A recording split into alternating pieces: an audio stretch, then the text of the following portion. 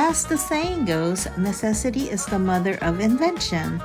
So I needed something to protect my hands when I'm eating something hot or cold and holding onto it like when I'm watching TV.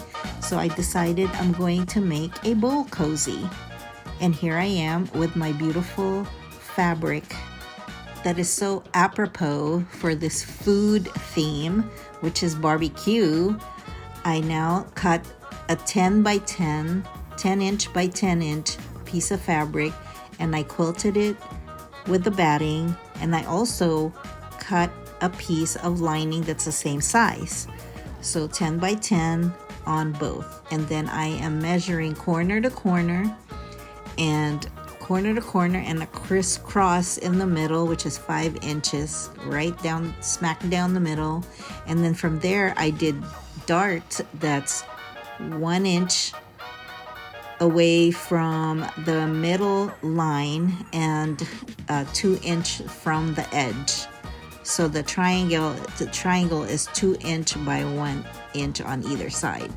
Then I sewed the darts together on all 4 of the corners, cut the excess, and did the same thing for the lining.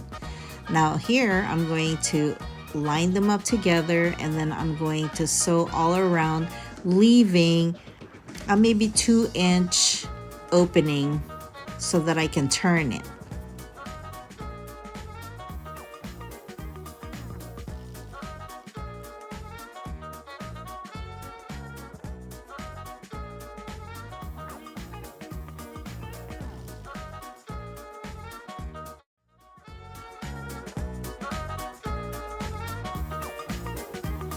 Make sure you clip the ends so that it's not bunching up when you turn it. Excess is excess, just get rid of it.